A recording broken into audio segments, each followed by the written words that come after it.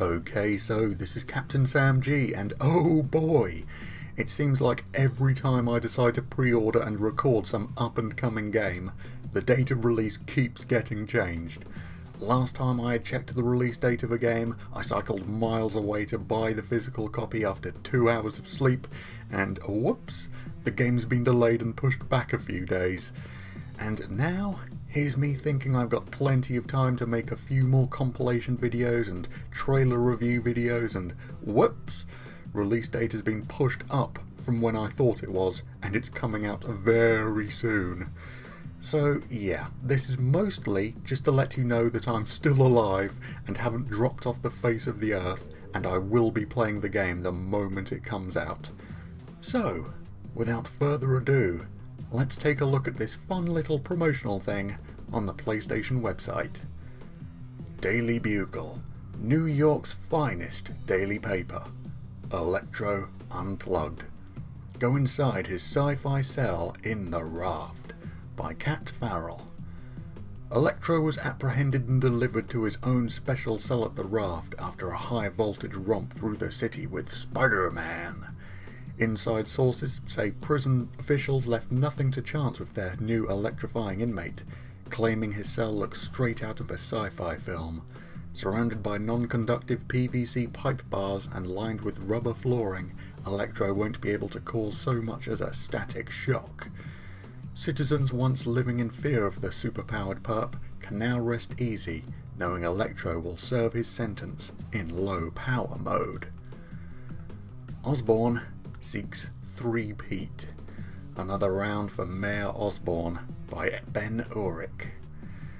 Mayor Norman Osborn has announced a third run for mayor, after City Council passed a bill, ushered through by Mayor Osborn, removing term limits on the mayor's office.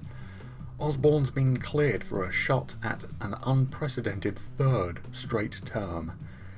The city has flourished under my administration. I believe we can achieve greater things if elected once more, Osborn declared to the press. Osborn's new platform focuses on improving citywide security, with promises to end the city's dependence on masked vigilantes like the Spider Menace, by providing better support to the overwhelmed police force alongside other initiatives. He hasn't let us down. Could a third term be the charm for his administration? So long, JJJ. Perennial publisher finds opportunity in digital, by Robbie Robertson. The Daily Bugle says goodbye to its long-standing publisher, J. Jonah Jameson. After decades of leadership, the fiery, headstrong newsman turns his attention to podcasts. Jameson dedicated his career to building the Daily Bugle into what it is today, New York City's premier newspaper, publishing hard-hitting news that delivers the truth other papers lack the tenacity to print. His fearlessness for compelling journalism earned him multiple top national accolades and a prestigious book deal. No matter how he does it, Jameson vows to continue delivering his trademarked brand of gutsy news to the citizens of New York.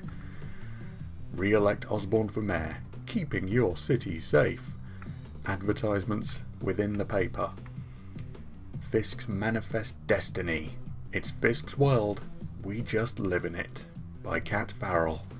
Next to the word Monopoly is a picture of Wilson Fisk, CEO of Fisk Construction. His cranes dominate the skylines, while his branded steel beams support the skeletons of the majority of NYC's highest skyscrapers. Since the city is essentially his, Fisk looks overseas to expand his empire. Some worry about his global aspirations, but who cares when he single-handedly rescued our middle-class, blue-collar workers? Hundreds of once unemployed New Yorkers now work, while businesses worldwide flock for space at any of Fisk's commercial towers. Fisk is so successful, he even pours his own earnings back into new projects. While this sounds shady, it's better when a self-made mogul self-finances in lieu of using taxpayer dollars. He can grow his company across oceans and worlds if he wants. With so much of the NYC skyline influenced by the mogul, this is Fisk's world. We're just living in, or in reality, renting it. The man behind the spider. Readers submit their opinion on Spider-Man's true identity. Brian I., Manhattan. I bet he's some ex-circus freak who misses the thrill of the trapeze. I mean, think about it. He swings from building to building, like it's all he's ever done. James S., The Bronx. I don't know who he is, but I know what he is. A criminal. If Spider-Man really is on our side, he'd show his face. Otherwise, he's no better than the masked crooks he captures. Jacinda C., Midtown. He's probably some gym rat who just wants to parade around showing off his gains. Penthouses pilfered.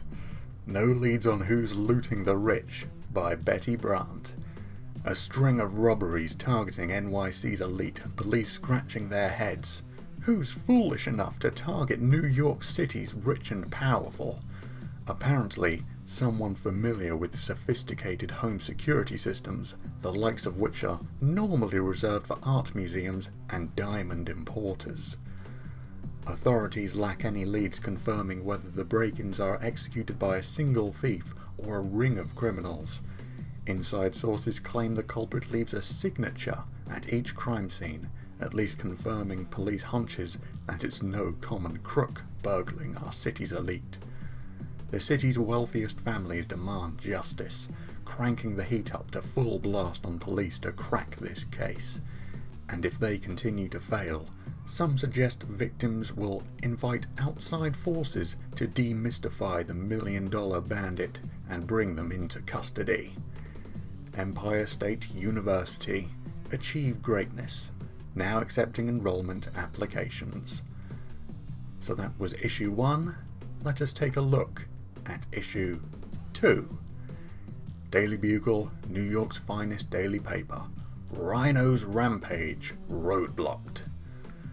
But Rumble causes $100 million in damage. By Ben Urich. Spider-Man collided with Rhino head-on as the armoured brute barreled through a caravan of armoured cars while attempting to make off with millions of gold bullion. The brawling pair made the corner of 49th Street and 5th Avenue their arena, slinging signs and city property at each other. Spider-Man ultimately subdued the horned hothead, but only after the destructive duo razed an entire city block and pulverized the city's beloved ice rink. Now that Rhino has been shipped off to the raft, New York City's maximum security prison, one question remains. Will taxpayers pick up the multi-million-dollar tab for Spidey's latest damage? Sideline the Spider. Don't let Spider Menace replace police force. Op-ed submitted by James Stevenson. Law enforcement has put up with Spider-Man's heroic antics for far too long. His continuing presence has risked the very mission and reputation of New York's finest. Just when did the police commissioner ever express a need for sidekicks? From what I remember, never. Instead of working alongside the brave men and women on the police force, the amateur vigilante slips on a mask and swings through the city, dealing out his own reckless form of justice to the city's foes. Let us not rely on this masked menace to do the job of individuals who have trained years to do. If he's serious about ridding New York City of crime, he should follow law enforcement's lead and fight crime the legal way, with a uniform and badge. Grave Encounters. New street drug grave dust creates monsters. By Betty Brandt. Health officials are warning citizens to avoid a violent, new and highly addictive street drug dubbed grave dust. Medical reports exclusively obtained by the Daily Bugle outline the violent changes users undergo immediately after ingesting the drug.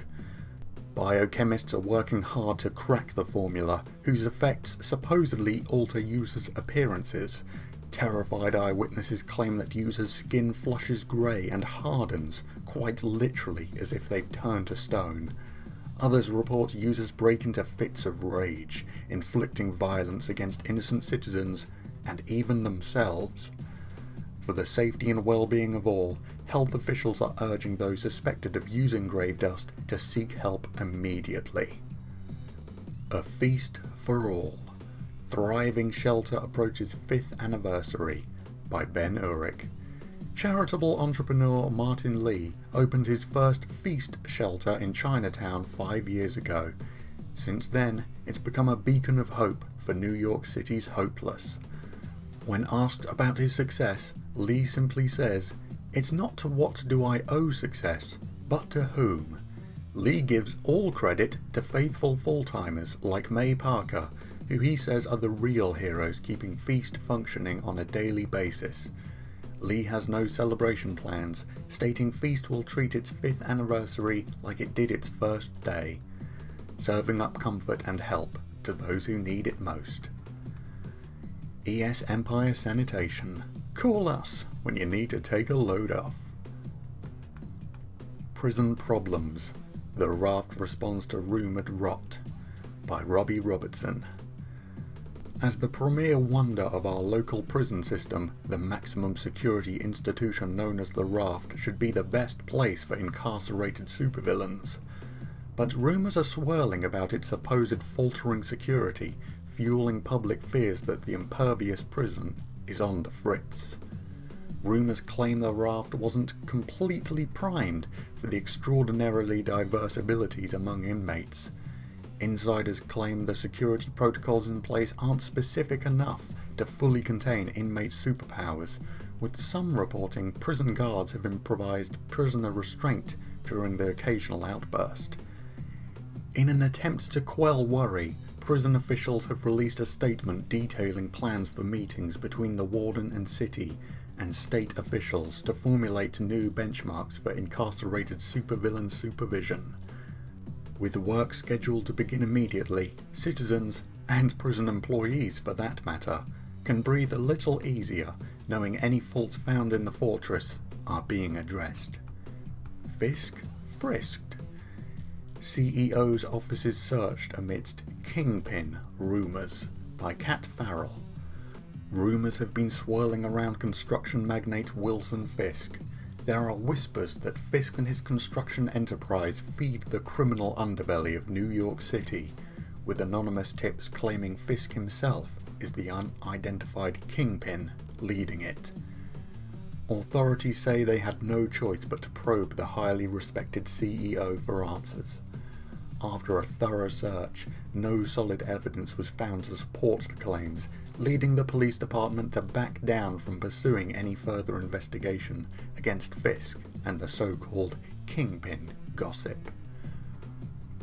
Despite the recent allegations against him, Fisk has made it clear he's untroubled by them. The magnate jetted off to Japan to continue negotiations with potential partners for overseas development plans. $100 to the man who can stay in the ring for 3 minutes with Crusher Hogan. New York Sports Arena. Tickets available now. Guess he's still getting work.